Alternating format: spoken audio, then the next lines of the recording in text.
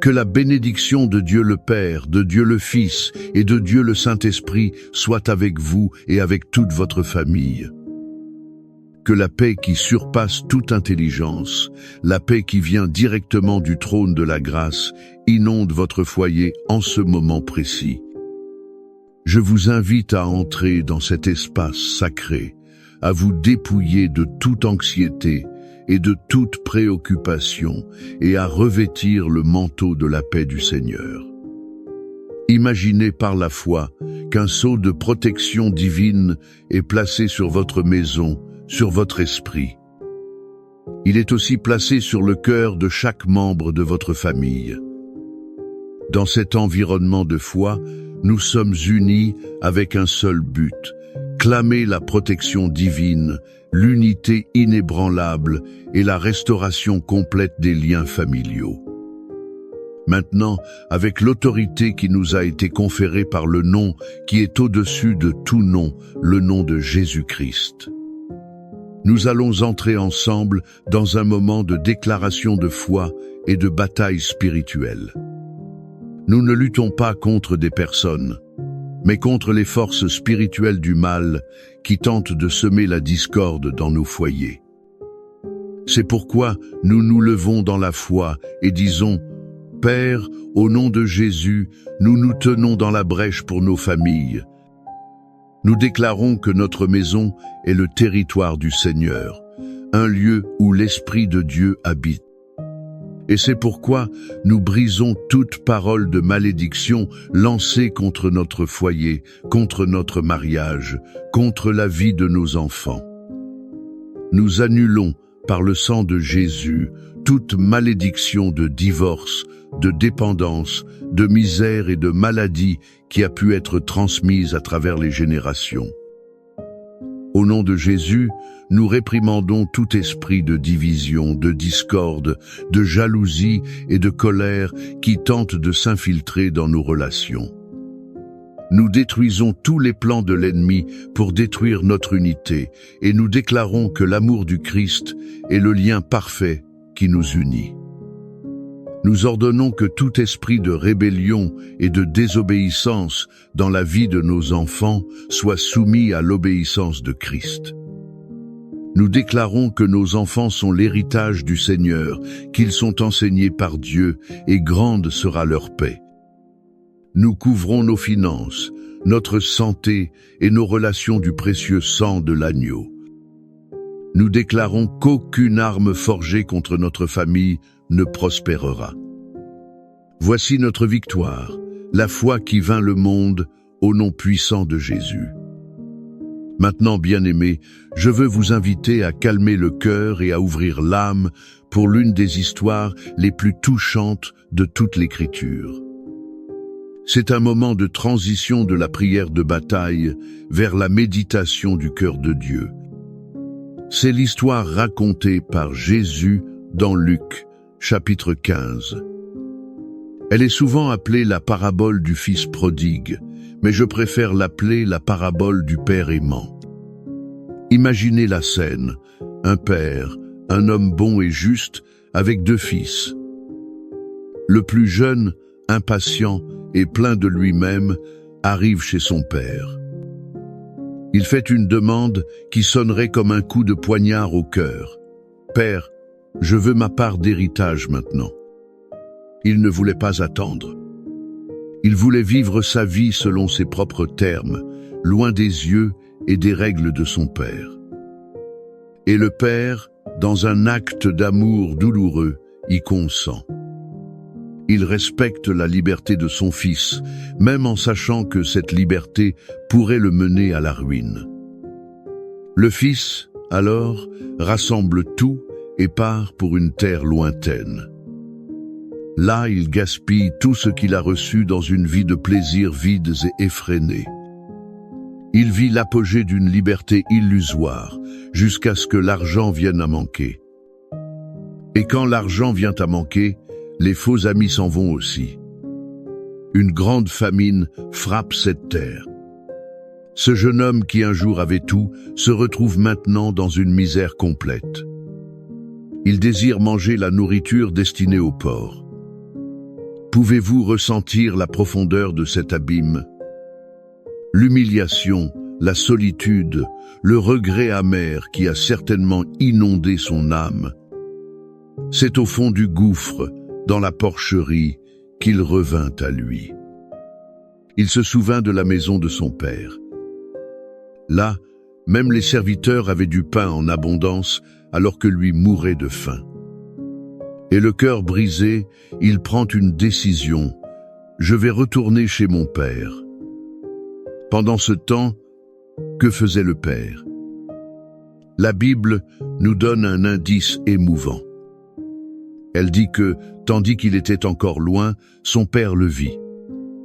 Cela nous révèle que le père n'a jamais abandonné. Tous les jours, il montait sur la terrasse, regardait la route le cœur serré, espérant, désirant, rêvant du retour de son fils. Ce regard n'était pas un jugement, mais de pure nostalgie et d'amour inconditionnel. Et le jour où il aperçoit la silhouette familière, même sale et dépenaillée, le père n'hésite pas. Il court. Un homme de sa position ne courait pas, mais l'amour l'a poussé. Il a couru, l'a étreint et l'a embrassé à plusieurs reprises. Le fils commence son discours de repentance répété, mais le père le laisse à peine finir.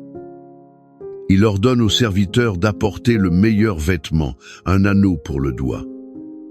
C'est un symbole d'autorité et de filiation restaurée. Des sandales pour les pieds, signe qu'il n'était plus un esclave. Et qu'il prépare une grande fête, car mon fils était mort et il est revenu à la vie, il était perdu et il a été retrouvé. Cette histoire, mes frères et sœurs, est un miroir du cœur de Dieu pour chacune de nos familles. D'elle, nous pouvons tirer des leçons qui sont un baume pour nos blessures. La première leçon est celle-ci. L'amour de Dieu le Père n'abandonne jamais votre famille. Avez-vous aujourd'hui le cœur d'un père ou d'une mère, regardant la route de la vie? Vous attendez le retour d'un fils ou d'une fille qui s'est égaré. La communication a-t-elle été coupée? Leurs choix ont-ils apporté de la douleur? Je veux que vous ressentiez le cœur de ce père de la parabole. Il n'a pas abandonné, et Dieu n'abandonne ni vous ni les vôtres. Son amour est patient, il est persistant, et il est toujours en veille, attendant les bras ouverts. La deuxième leçon est qu'il y a toujours un chemin de retour. Pour vous qui vous sentez peu, être comme le fils prodigue, qui vous êtes éloigné, qui avez commis des erreurs. Si vous vous sentez maintenant indigne de l'amour de Dieu et de votre famille, écoutez, le chemin du retour commence par un pas de repentance. Peu importe à quel point vous êtes tombé, l'amour du Père est plus grand que votre erreur. Il n'attend pas pour vous accuser, mais pour vous restaurer. La troisième leçon cruciale est le pouvoir du pardon pour restaurer la famille. La fête n'a été possible que parce que le Père a choisi le pardon au lieu du ressentiment. Dans nos familles, combien de blessures restent ouvertes par manque de pardon? Combien de relations sont brisées parce que l'orgueil empêche une étreinte de réconciliation? Le pardon est la clé qui ouvre la porte à la guérison et à la restauration. Je vous demande aujourd'hui, dans votre famille, qui a besoin d'être le père qui court à la rencontre? Qui a besoin d'être le fils qui décide de rentrer à la maison? Et qui a besoin de choisir le pardon pour que la fête de la réconciliation puisse commencer? Cet amour protecteur et restaurateur du Père, que nous voyons si vivant dans cette parabole, est le même amour que les psalmistes ont déclaré dans leurs chants. Les psaumes sont l'expression de notre confiance en ce soin divin. Le psaume 91 est notre déclaration de foi en Dieu qui est notre refuge et forteresse, un bouclier protecteur sur notre maison. Et le psaume 23 est la certitude que le bon berger prend soin de sa famille, pourvoyant à tout ce qui est nécessaire et nous guidant par des chemins de paix. Maintenant, je vous invite à fermer les yeux, si vous le pouvez, à respirer profondément. Recevez ces paroles non comme un poème ancien, mais comme une promesse vivante et active de Dieu sur votre famille en ce moment. Recevez-les comme une prière, une proclamation de foi sur votre foyer. Celui qui habite sous l'abri du Très-Haut reposera à l'ombre du Tout-Puissant.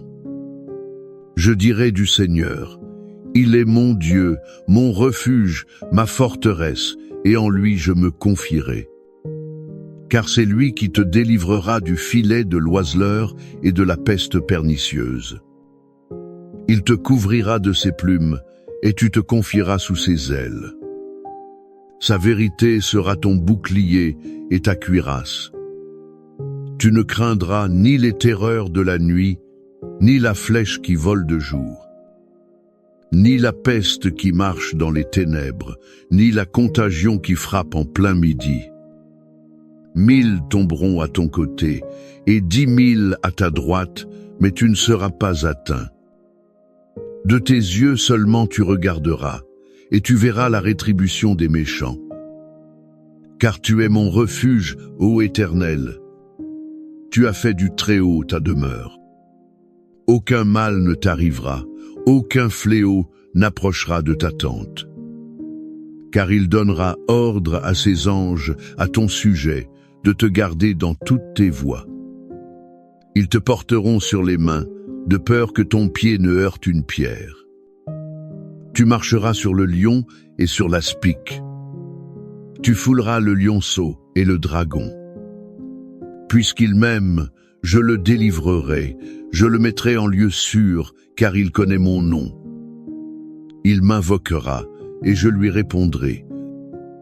Je serai avec lui dans la détresse, je l'en délivrerai, et je le glorifierai. Je le rassasierai de longs jours, et je lui ferai voir mon salut. Père bien-aimé, à la lumière de ta parole et de tes promesses, nous unissons maintenant nos cœurs comme une grande famille en prière. Nous te présentons chaque foyer connecté à cette prière. Seigneur, comme le Père aimant de la parabole, nous te demandons d'étendre tes bras de miséricorde. Atteins chaque fils et chaque fille qui s'est éloigné. Où qu'ils soient, que ton Saint-Esprit les convainque de péché, de justice et de jugement. Qu'il crée en eux un désir profond de rentrer à la maison, de revenir à toi. Brise les chaînes des dépendances, des mauvaises compagnies et de la tromperie qui les retiennent. Guide-les en toute sécurité. Nous crions pour la guérison des mariages blessés. Là où il y a division, discorde et froideur, déverse ton baume de guérison. Restaure la communication, le respect et l'amour. Que les époux puissent se pardonner comme tu nous as pardonné, et que l'unité soit rétablie au nom de Jésus. Seigneur, comme le bon berger du psaume 23, nous déclarons que tu es le pourvoyeur de chaque famille. Nous réprimandons l'esprit de misère et de dette. Ouvre les portes de la provision, multiplie les ressources et enseigne-nous à être de bons intendants des bénédictions que tu nous donnes. Que le pain ne manque sur aucune table. Nous prions aussi pour la guérison physique et émotionnelle. Touche chaque corps malade, restaure la santé et renouvelle les forces. Guéris les souvenirs douloureux, les blessures de l'âme, l'anxiété et la dépression. Que la joie de ta salvation soit la force de chaque membre de la famille. Et maintenant, nous voulons ouvrir un espace pour que vous, notre frères et sœurs en la foi, puissiez participer activement. Je vous invite à écrire ici dans les commentaires le nom de votre famille ou le nom de cet enfant, de ce conjoint, de ce parent qui a besoin d'un toucher spécial de Dieu. Chaque nom écrit sera un mémorial devant le Seigneur. Et nous, en tant que communauté, serons en accord par la prière pour votre cause. Que la grâce de notre Seigneur Jésus-Christ, l'amour de Dieu le Père et la communion du Saint-Esprit soient sur votre vie et sur toute votre maison.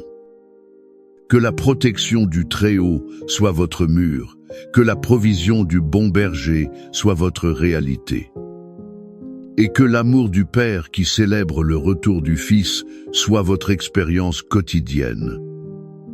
Que votre famille soit un phare d'espérance, un témoignage vivant du pouvoir restaurateur de Dieu. Allez en paix, couverts de ce manteau de prière et scellés par la promesse de sa fidélité. Amen.